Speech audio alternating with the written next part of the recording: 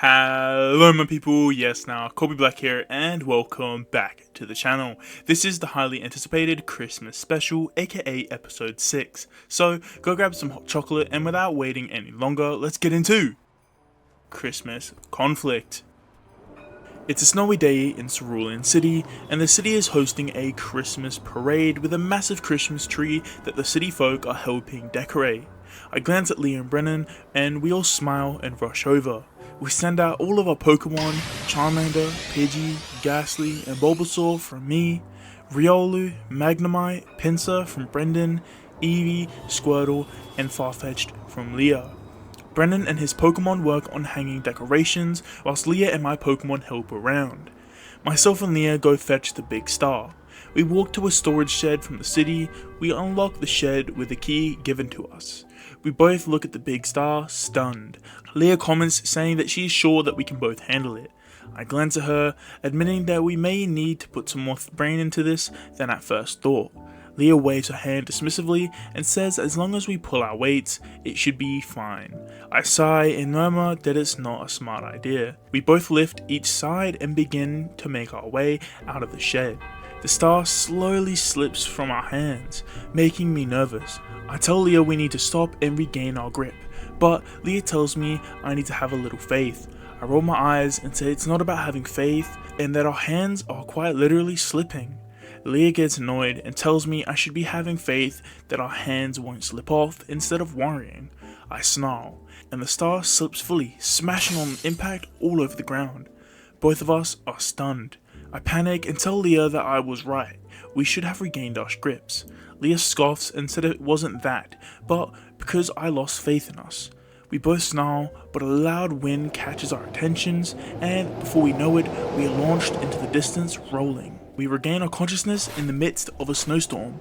We look around, realizing we are in the forest, barely seeing in front of us. Leah tells me this is all my fault for not having faith. I scoff annoyed and say if she would allow us to have simply regained our grips, this wouldn't have happened. We both snarl. It cuts to Brendan looking around confused, wondering where we went. Back to Leah and myself, and we are walking around trying to find our way out. Neither of us are talking to each other. I think to myself, saying, it doesn't make sense why pretty girls are always so stubborn, whilst Leah thinks to herself that I'm annoyingly firm with my beliefs, and that maybe I had faith in my logic all along. A small smirk tugs at her lips before she cuts it out, acting annoyed still. I groan, saying we don't even have Pokemon with us. Leah tells me I need to quit complaining and to have some faith in ourselves. I roll my eyes. While walking, I hear a snap. I quickly pull Leah back, holding her close. A massive tree slams into the snow where she would have been. We both breathe heavily. Leah looks up at me slowly, still panting. I realize I'm holding her still and step back blushing, whilst murmuring about how we should be more careful. Leah nods and looks away, trying to hide the pink hue on her cheeks.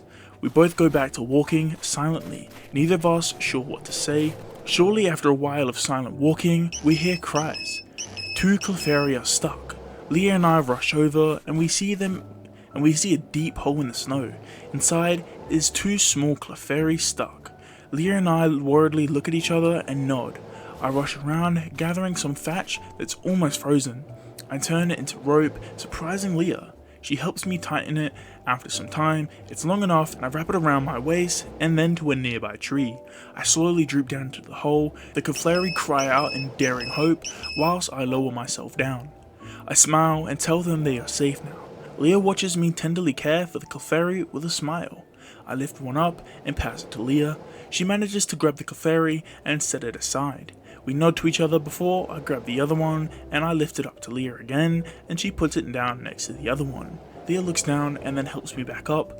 I smile and thank her. Leah's expression softens and she smiles back tenderly. We then turn again, acting annoyed with each other, not ready yet to forgive and apologize.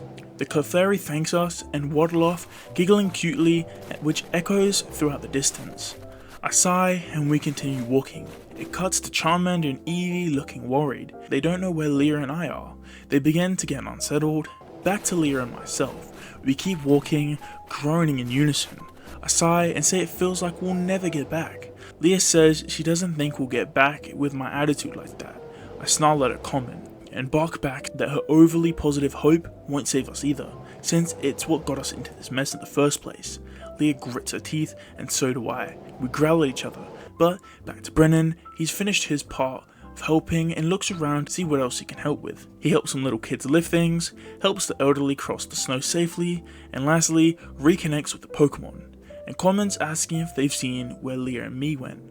All the Pokemon collectively shake their heads. Brennan rolls his eyes, muttering something along the lines of, "Uh-oh." He sighs, saying it's like he has to babysit. He tells Leah's Pokemon to go search near the mall, and for my Pokemon to go around the outskirts of the city, but tells them not to enter the forest. All Pokemon nod and disband. Brennan groans as he walks off to go ask around.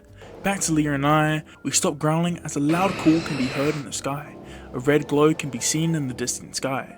We look up in unison and see a massive Moltres flying by, its fiery body warming the area and dissipating the fog. Leah and I look at Moltres with a mix of awe and stunned surprise. It flies off and we chase after it.